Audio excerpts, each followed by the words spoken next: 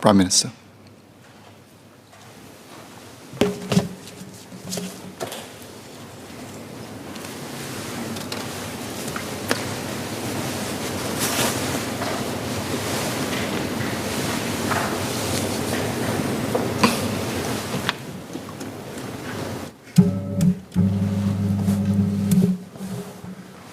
Mr. Speaker, sir, according to the order paper, we are debating what actions Parliament should take, having received the report of the Committee of Privileges.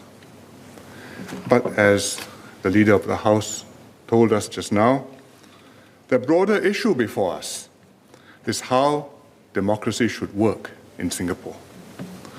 What are the institutions, the norms, the values that are essential for our democratic system to function properly? How do we apply these general principles to specific cases, like the one before us now, so as to protect these institutions, norms, and values? And how can we secure our democracy for the future so that it can long deliver happiness, prosperity, and progress for our nation? These are the three more fundamental questions that I wish to discuss today. The quality of a country's democracy hinges on its people's values, what they judge to be right or wrong, what they deem important, the causes they espouse, the ideals they embrace. Whichever example you look at whatever point in history, you will find that good and functioning democracies have clear, strong norms. And these norms are upheld both by the governed and those who govern them, or those who aspire to govern them one day. And that is how healthy democratic systems can elect good, incorruptible people with the right values and drive a virtuous cycle where good democracy begets good governance and good governance begets good politics. This cycle must be underpinned and sustained by strong institutions. Parliament sits at the apex of our system of democracy. It's where the most important matters of state are discussed, laws are enacted, supplies of money are voted,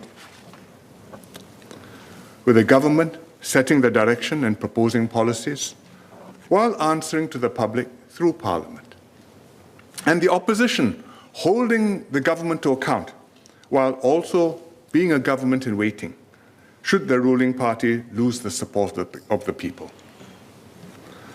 To fulfill its vital role, Parliament must be respected, and its members' processes and proceedings must be trusted.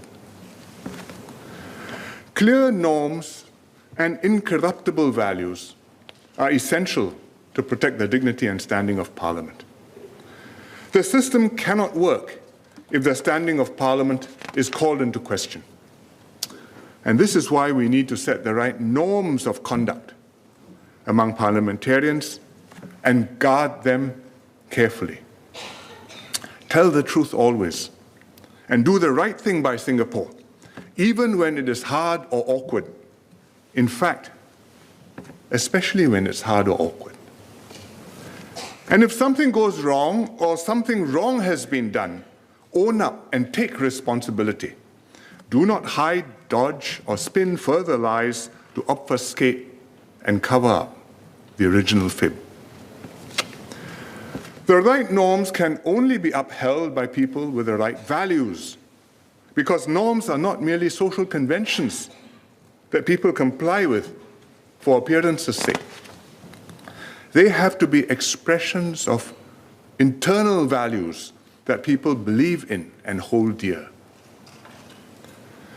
MPs must be people with integrity at their core, who speak and act in an upright manner, always putting duty before self and country before party. And our highest duty, our ultimate loyalty, is not to our party, but to Singapore. That is why, when taking office, MPs swear to bear truth, faith, and allegiance to the Republic of Singapore. In fact, this applies to everyone engaged in Singapore politics, MP or not. As Workers' Party cadre Ms. Loh Pei Ying, who was Mr. Pritam Singh's former assistant, told the committee, "It pains me greatly, but to me, beyond anything else, it's important to be truthful to my country." I believe every member of this House will agree with her.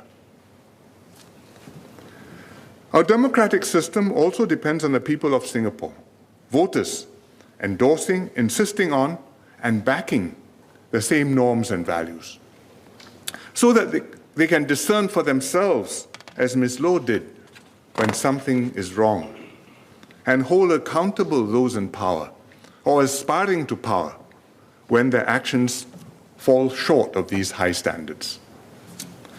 That is how a democracy can function properly. Inculcating voters and their leaders with the right values is the work of decades. It takes unremitting effort and passion, and it doesn't always succeed. Most countries are founded and start off on the basis of high ideals and noble values. But more often than not, beyond the founding leaders and the pioneer generation, over decades and generations, gradually things change. Things start off with passionate intensity. The leaders who fought for and won independence are often exceptional individuals of great courage, immense culture, and outstanding ability. They came through the crucible of fire and emerged as leaders of men and nations. They are the David Ben-Gurions, the Jawaharlal Nehrus, and we have our own too. Imbued with enormous personal prestige, they strive to meet the high expectations of their peoples, to build a brave new world and shape a new future for their peoples and for their countries.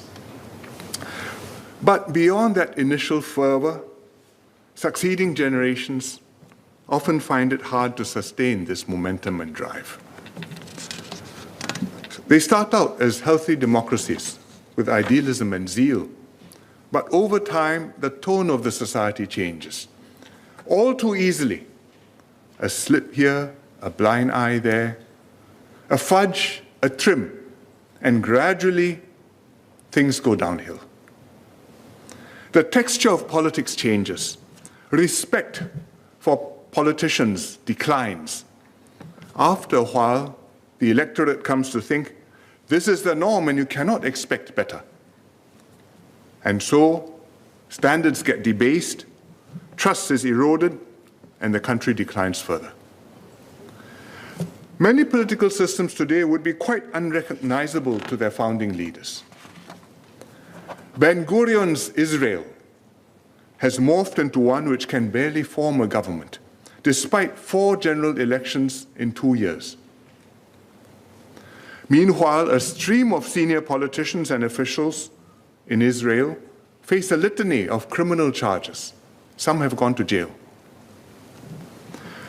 While Nehru's India has become one where, according to media reports, almost half the MPs in the Lok Sabha have criminal charges pending against them, including charges of rape and murder.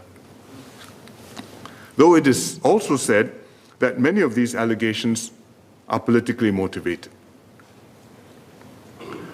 What is to prevent Singapore from going down the same road? Nothing. We are not intrinsically smarter or more virtuous than other countries.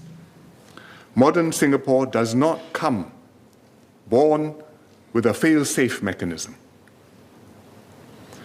Our founding fathers did their best to build strong foundations and institutions. Even after the Barisan Socialist, which was then the main opposition party, decided to vacate its seats in Parliament in 1966 and left the field entirely to the PAP, our founding fathers maintained our parliamentary democracy and multi-party system. As Mr. Lee Kuan Yew once explained, at that time, with the PAP completely dominant, he could have changed the constitution and made this a one-party state. But he deliberately chose not to, because he knew that without the need to contest and win elections, the governing party would over time become complacent and flabby, and that would be disastrous for Singapore.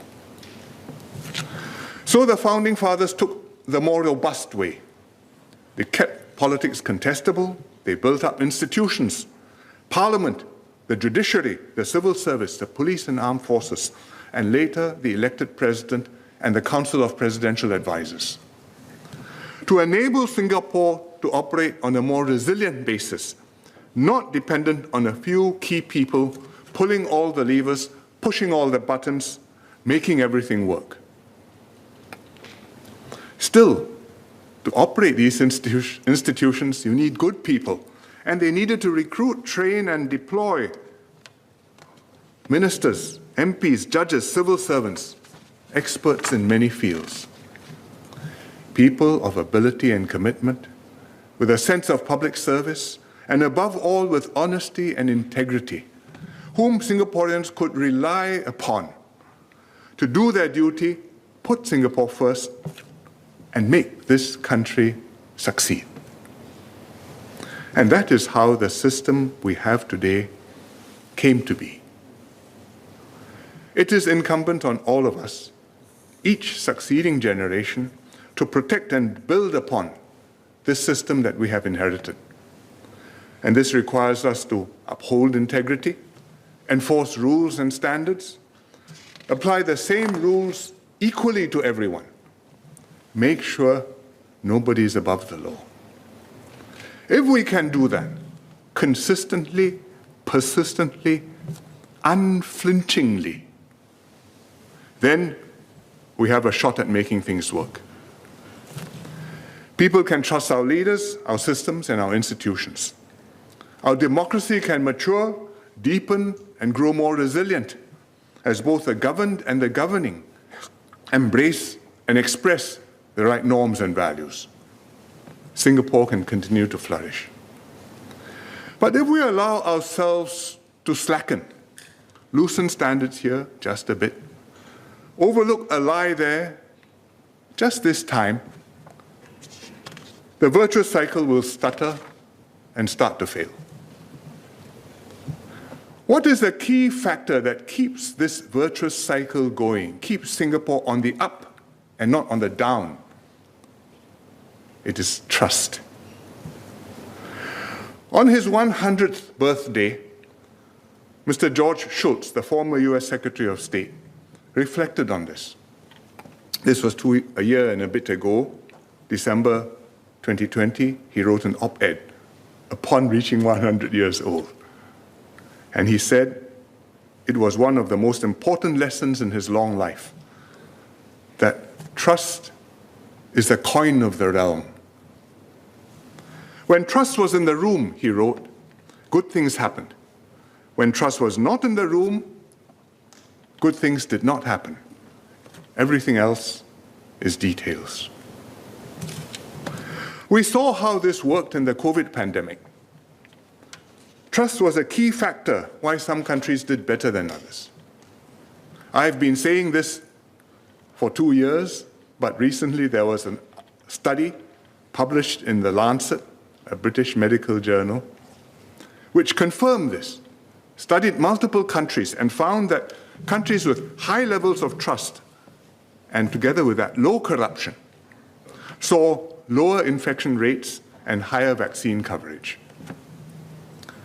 Because the people's trust in government and their trust in each other made much more difference to the outcome even than the resources spent on healthcare and even whether they had a universal healthcare system or not. What mattered most was, did they trust each other? Did they trust their leaders? Singapore is fortunate to be one of these high-trust societies. We have tried to build upon it during the pandemic, but it is something that we have today because we have nurtured it for decades and built it up. patiently, assiduously, step by step, never allowing it to be eroded, and therefore having this with us when we go into battle, an enormous asset. The opposite happened in other countries, for example, in the US and UK. In the US, trust in the political system has all but broken down. 3/4 of Republican voters have been made to believe that the last presidential election in 2020 was stolen, that Mr. Biden is not a legitimate president, and Mr. Trump should be the president today. Now, how do you uphold a system when a large segment of the population is convinced that the elected government is illegitimate? Every issue is politicized, government becomes gridlocked, the country suffers. And that's a key reason why many Americans refuse to be vaccinated or to wear masks, why they revolt against measures to keep themselves safe, and why they have suffered so many COVID-19 deaths.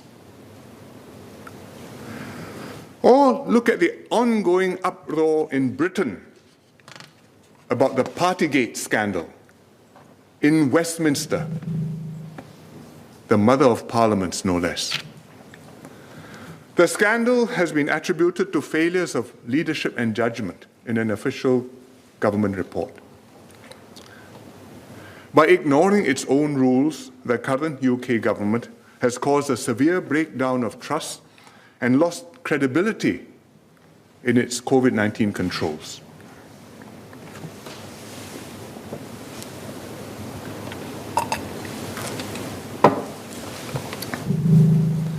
Singapore may be a high-trust society today, but nothing guarantees that we will always remain one. It's essential that we steadfastly maintain our high standards, ensure that we have leaders who embody the right values, call out wrongs when wrongs are done, mete out punishment when punishment is due, preserve the sanctity of our institutions, never take the public trust for granted, and never allow lies, half-truths, and falsehoods to become the accepted norm in politics. That is what is at stake as we deliberate Parliament's response to the COP report, to the Committee of Privileges report. Ms. Raisa Khan lied in Parliament, twice on August the 3rd last year, and a third time when questioned 2 months later on October the 4th. Subsequently, she admitted to lying to Parliament. To deal with this breach of parliamentary privilege, we convened the Committee of Privileges. Ms. Khan was called up, as were other witnesses. The committee deliberated extensively before reaching a reasoned conclusion that Ms. Khan was guilty and should be fined for each occasion she lied. I hope all members can agree with these findings and the penalty to be imposed on Ms. Khan. But in the process of the committee's deliberations, 2 other significant issues arose. The committee has drawn them to Parliament's attention and suggested to Parliament how to deal with them. First, whether the 3 Workers' Party leaders, Mr. Pritam Singh, Mr. Faisal Manap, and Ms. Sylvia Lim, had instructed Ms. Khan to continue with her lie in Parliament. If they did, this is surely as serious or more serious a misconduct as Ms. Khan speaking an untruth in Parliament. Parliament will need to deal with this, but only after we've cleared the second, even graver matter. And this graver matter is, as the leader explained, whether, after having taken solemn oaths to tell the truth, the 3 Workers' Party leaders told untruths to the Committee of Privileges in order to cover up their instructions to Ms. Khan to continue lying. It became clear to the COP that there were striking contradictions between what the 3 MPs claimed to the committee were their honorable intentions and the hard evidence of what they actually did or very often failed to do. And there were serious inconsistencies even between the accounts of the Workers' Party leaders. Being untruthful under oath is no small matter. It means lying despite solemnly affirming that you will tell the truth.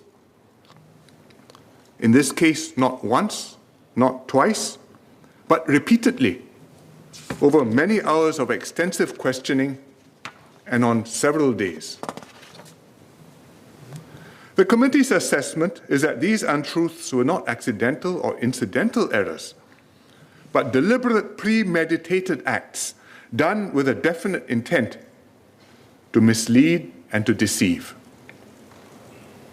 They are not just breaches of parliamentary privilege, but if proven in court, they amount to perjury, lying under oath. And perjury is a serious criminal offense. So there are two distinct problems. One, whether the three MPs instructed Ms. Khan to lie, and two, whether the three MPs themselves lied under oath. Both, if established, reflect very badly on the Workers' Party leaders, and in particular, on the leader of the opposition.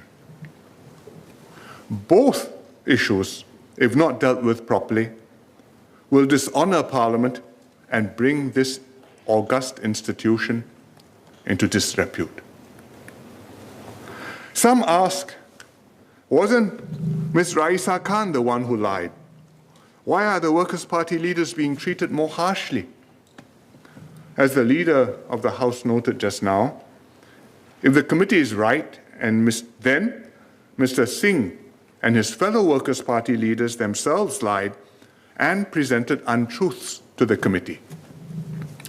They lied under oath to protect themselves, to cover up their role, and to push the blame solely onto Ms. Khan, claiming that she and other witnesses, like Ms. Loong, had lied to the committee. This is indeed more serious than what Ms. Khan did, if it is so. By lying under oath, they sought to frustrate the committee process. They displayed the same kind of misconduct that the committee was set up to address. They betrayed the trust reposed in them as MPs, and not least Mr. Pritam Singh, the leader of the opposition. And this, I hope members appreciate, if true, is a very grave matter. So, members must decide what Parliament will now do about this. Can we pretend nothing happened? Or if that's too much to stomach, given the strong evidence laid out by the committee, perhaps we lower our standards just a little.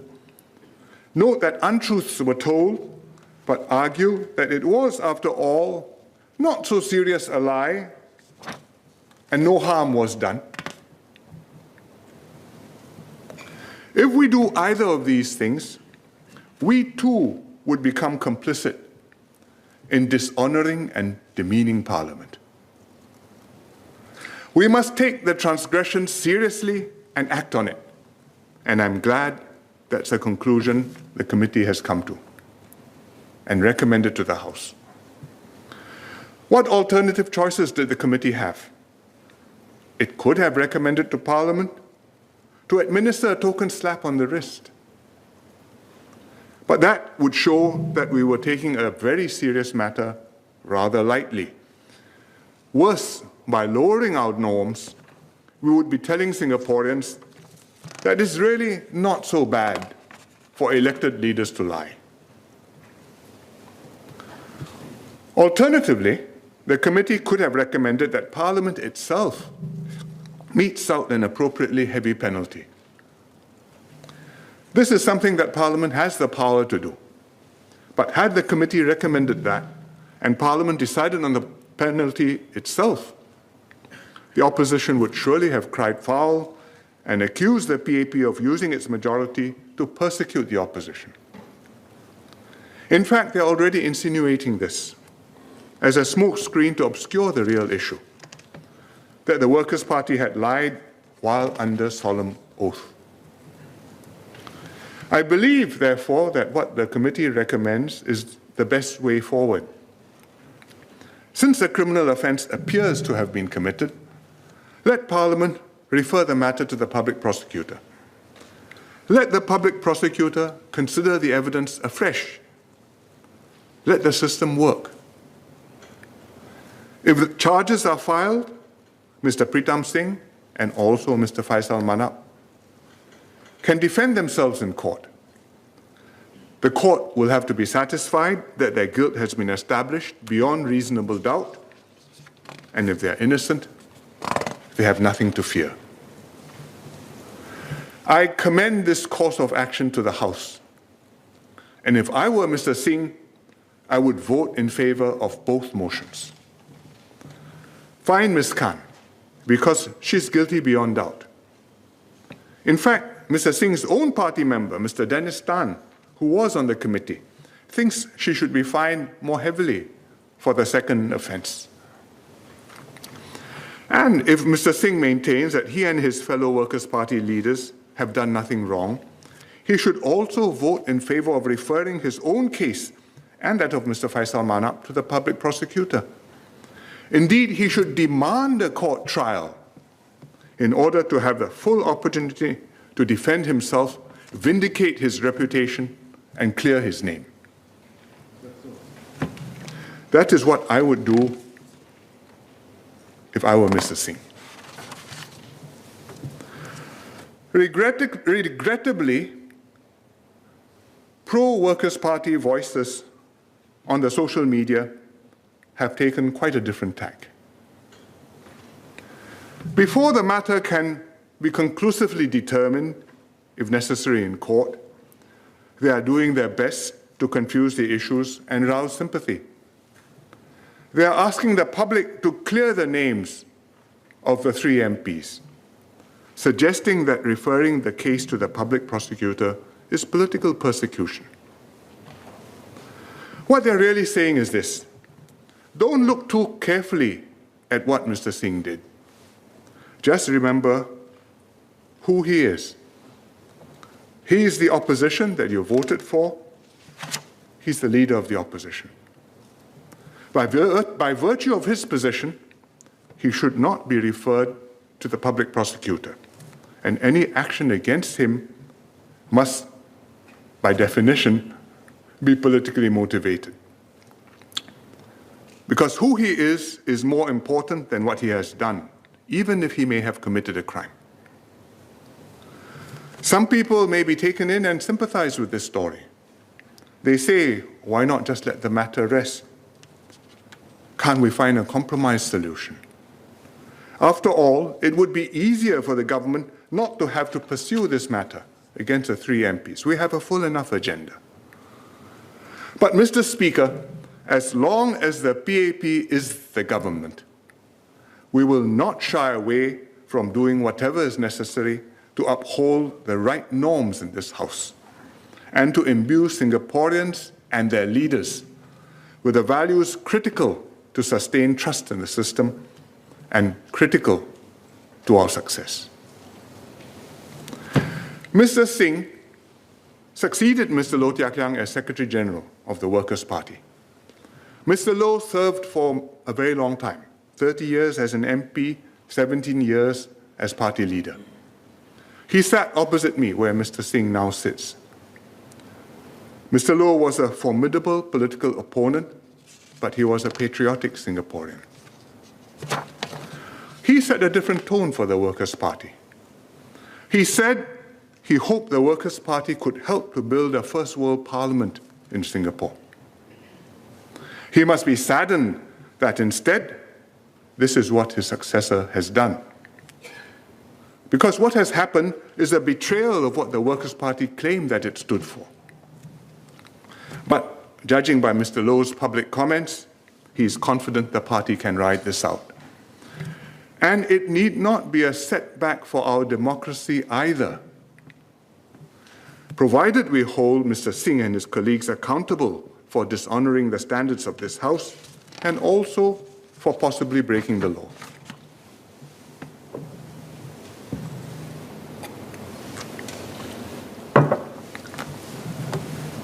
Mr. Speaker, we are all engaged in the same project to build up Singapore's democracy and create a political system that will serve Singaporeans well for many years to come. And to do that, we must uphold the right norms and reinforce the right values.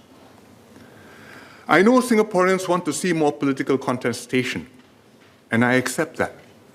I expect that this is the way Singapore will go in the longer term. That's how every parliamentary democracy evolves. And it was precisely because I recognized this that on election night in 2020, after the Workers' Party won a second GRC in Sengkang, I offered to make Mr. Hsien the leader of the opposition and equip him with the resources and support to play this role. That is the way a responsible government can help a credible, responsible opposition to emerge and contribute to the maturing of our political system. But the office of the leader of the opposition carries certain responsibilities, setting the tone for opposition MPs, enforcing standards of conduct on his own party, and above all, maintaining his own integrity and keeping himself beyond reproach. The leader of the opposition does not have a blank check. Mr. Speaker, integrity is the linchpin of democracy. The stakes of today's debate might have been lower if the opposition were a negligible presence, as they were from 1966 until the 1980s. The PAP was overwhelmingly dominant. The public generally had low expectations of opposition parties and politicians.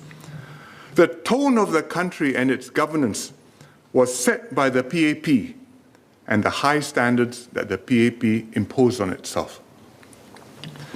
But with Singapore heading towards a more contested landscape, the competence and honesty of the opposition is no longer an inconsequential matter.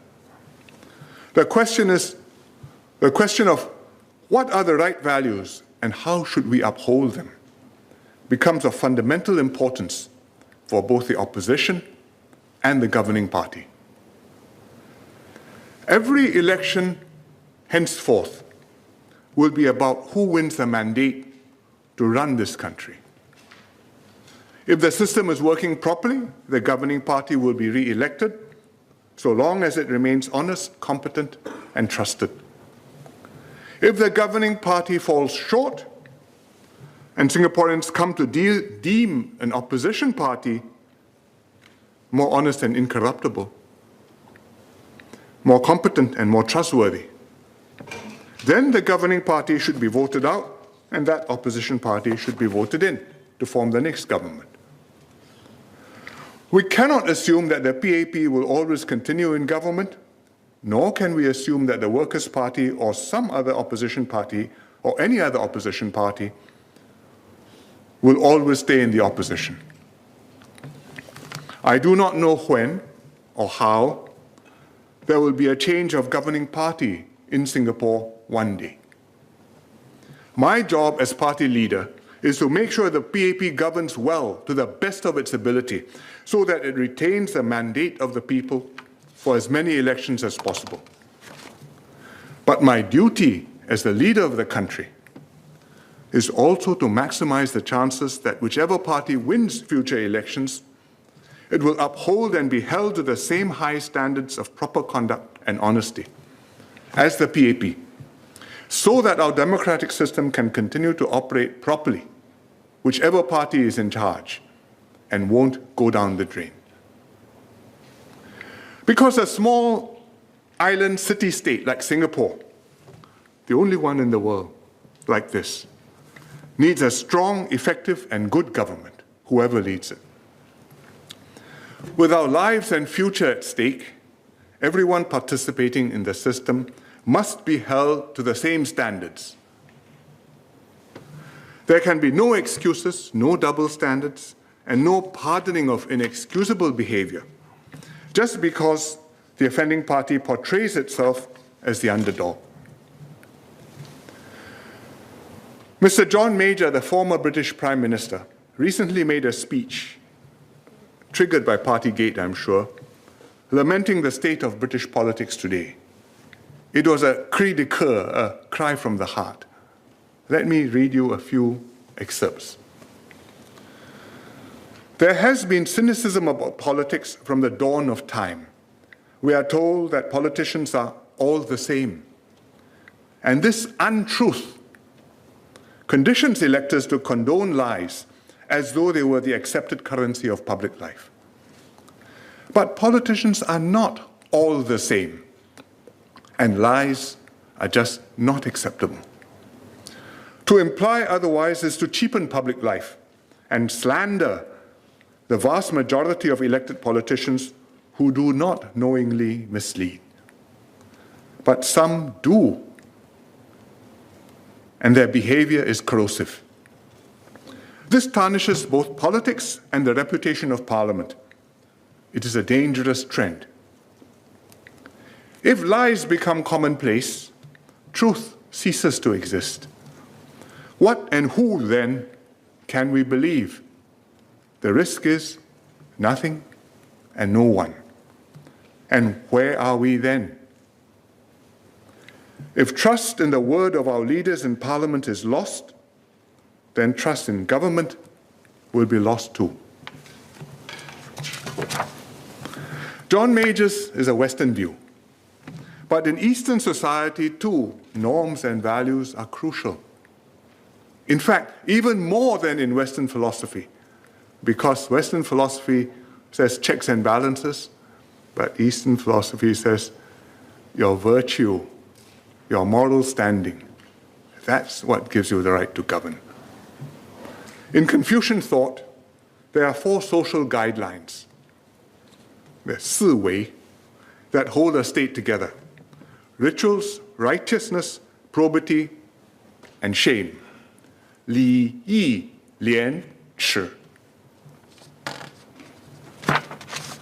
Probity, or desisting from corruption, is about upright behavior. It is a norm that can be enforced using laws. But shame, a reaction to wrongdoing, is a moral disposition.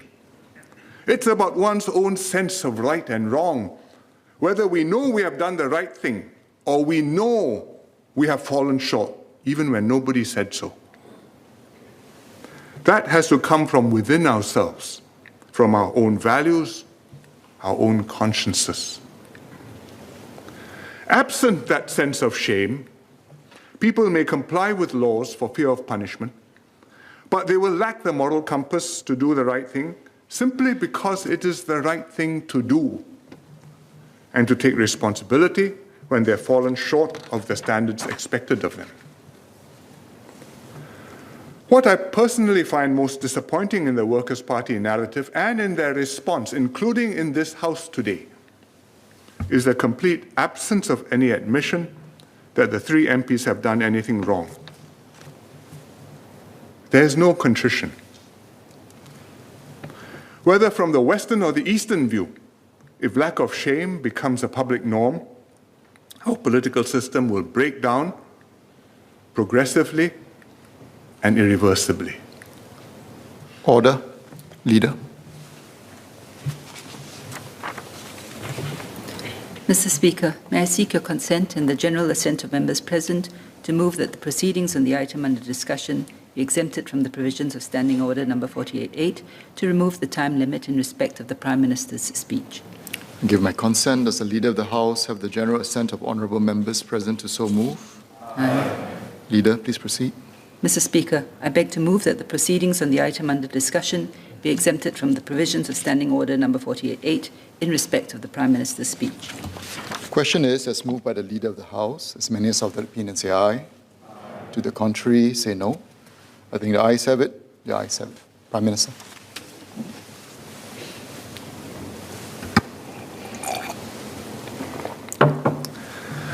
Mr. Speaker, sir, whether you take a Western or an Eastern view, if lack of shame becomes the public norm, our political system will break down progressively and irreversibly. The public will mistrust not only individual leaders or particular political parties, but the whole political system. And this has happened too often elsewhere. If that happens, what do you do? What can you do? How can democracy function when there's no one we can trust to put in charge? How do you put Humpty Dumpty together again? How do you restart from zero? Press reset. A democracy not founded on integrity stands on shaky ground and will sooner or later totter.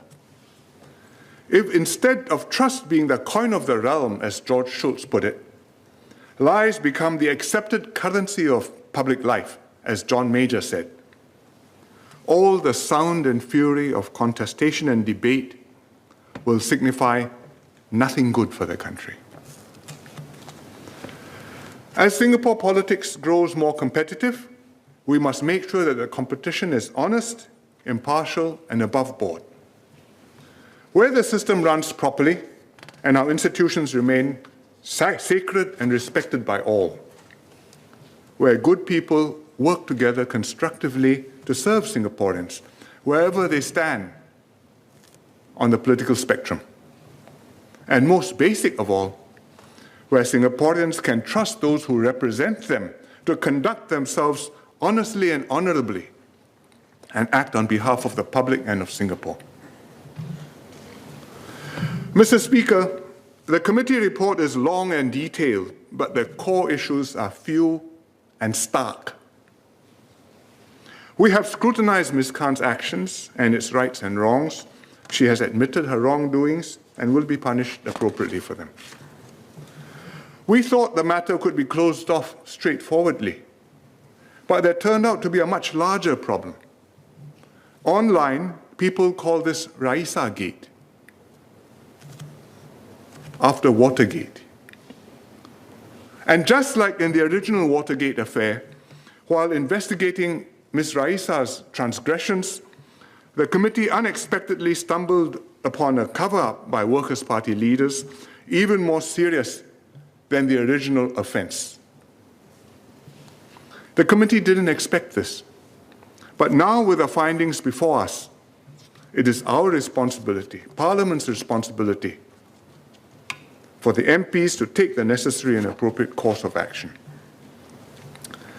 Mr. Speaker, sir, trust is crucial for democracy to work well. Being truthful is fundamental to establishing trust. Honesty is non-negotiable. If you tell lies, how can the public trust you? If someone in a position of responsibility tells lies and visibly gets away with it, how can the public trust the system?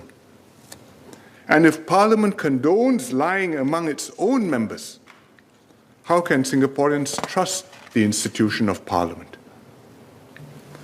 If we let flagrant, egregious transgressions pass, it will erode trust in our leaders, respect for Parliament, and support for our whole political system, and Singapore will be heading for trouble. As the longest-serving member of this House, I feel a greater responsibility for this than most. When I first entered this House 37 years ago, Mr. Lee Kuan Yew, Mr. Rajaratnam, Dr. Toh Chin Chai, Mr. Ong Pang Boon, Mr. E.W. Barker, and Mr. Jek Yun Tong were still members. 6 of the 10 who signed the separation agreement on the 9th of August in 1965. I've witnessed firsthand how the founding generation built up this place, handed it to us in good shape. For me, this is a sacred trust, and it should be a sacred trust too for every MP. We must all never fail to serve Singaporeans to the best of our ability, responsibly and honestly, and uphold this institution of Parliament as the foundation of a robust and healthy democracy. I call on all members in this House, old and new, government and opposition, elected and nominated, to weigh the facts, vote with your conscience, and join me to do your duty to Singapore. Mr. Speaker, sir, I support the motions.